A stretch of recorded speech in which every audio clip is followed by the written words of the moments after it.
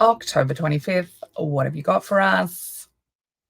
Just after midnight, the sun's going to square Pluto at 1 degree, which is an Aries degree. Now, in Melbourne, it's just after midnight, but on the other side of the world, shit's going to kick off. That's all I'm going to say. So the sun at 1 degree of Scorpio, having a square with Pluto in Aquarius. The sun represents the ego, right? It's the light that we all shine our essence through, right? And Scorpio is very fucking untrusting. It's also an emotional detective. It's also got a huge detective energy when it comes to deceit, lies, cheating, all of that sort of energy, right? It's very happy having weird, awkward, taboo conversations. It is on the axis of possession. It possesses the knowledge that it has. It possesses its strength, okay? Scorpio is about being very creative in a mystical kind of way. It's very much about being safe in the darkness, okay? Pluto is the power is fear, right? Power and fear and the contracts in relation to power and fear. It wants to, it also is a ruler of Scorpio as well. So they share these similar qualities.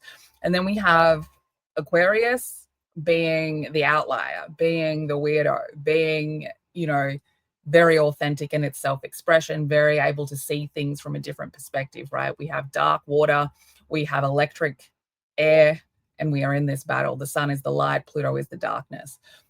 So this is a helpful square, but it's going to be a fight for a lot of people. It's trying to bring almost a conflict of interest in these two ideals, right? It's trying to have a battle, cause some tension so that we can learn something, so that we can really take action on something and grow, right? And we're trying to, we've been going over for the past couple of days, and the next couple of days after this are big for it as well. But we've been really accepting these dark parts of us. We've been looking at guilt and shame and childhood wounds and emotional programming, etc., etc. And we're trying to find this acceptance of self in the darkness, in the light, in our shadow, as much as in the version of us that we show other people. And Pluto in Aquarius wants you to find your power in your authentic self, but not just the parts that you think you have out in the light, the parts that you've never shown anybody. And Scorpio is very comfortable in that space. And so we are in a bit of a fight with these opposing ideals, with these conflicts of interest. But, however, we want to be able to have them work together. We want to be able to not fear showing all of these parts of ourselves. So depending on where you are in your journey of healing and understanding yourself, this could be a good square that gives you a moment of friction or tension that shows you how far you've come, or it's going to give you that same moment of friction and tension. It's going to show you how you need to go on that fucking journey, okay?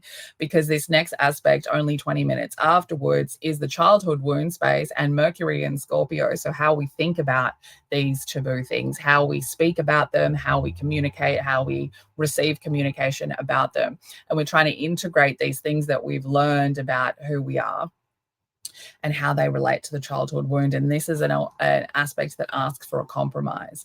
And it sort of says you might not understand why this mentality needs to shift, but it fucking does. So you need to stay open, right?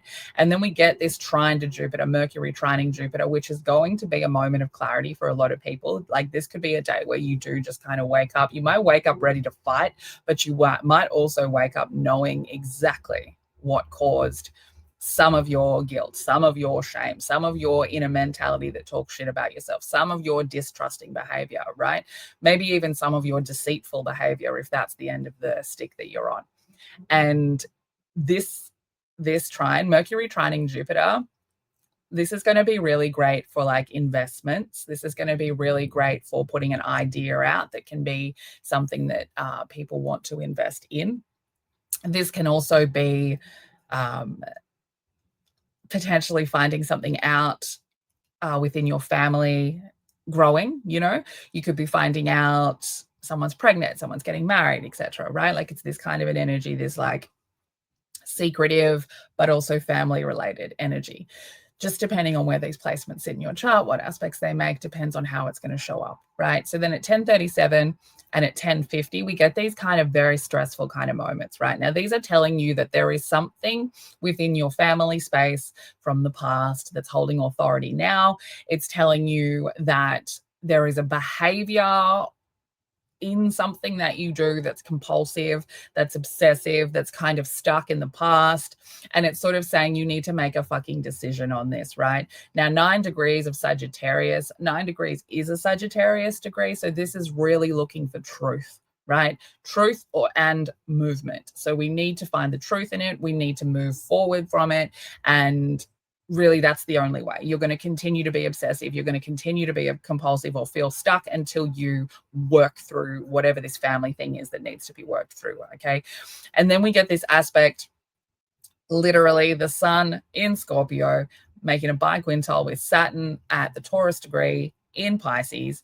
And, 2 degrees also a Taurus degree. So we're locking something in, we're putting something into the daily work, right? Now, what we're putting in a biquintile says you need to fucking let go of something here in order to move forward.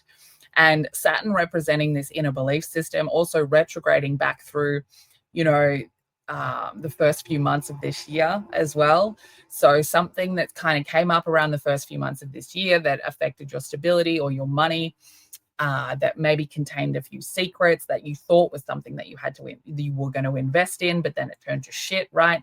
Something around that needs to be let go of, or you're not going to move anywhere. And then we get 8:17 p.m. Thank you. We get a really nice aspect. Okay. The moon making this sextile to Venus. And this is going to be nice. Okay. 14 degrees is a Taurus degree. Venus rules over Taurus. Venus is in Libra. Okay. So this is a very nice energy.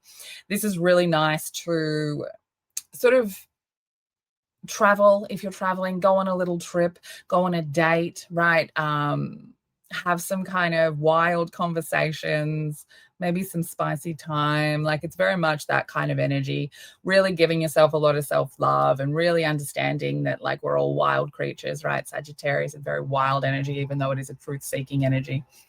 And just allowing yourself to just be, right? These Taurus degrees, Taurus wants you to notice the present moment, right? So this one is very much about that, really noticing the present moment, how far you've come, how far where you want to go, those sorts of things. And then, we come through this whole weird energy of the day. We get to, 9:58 p.m.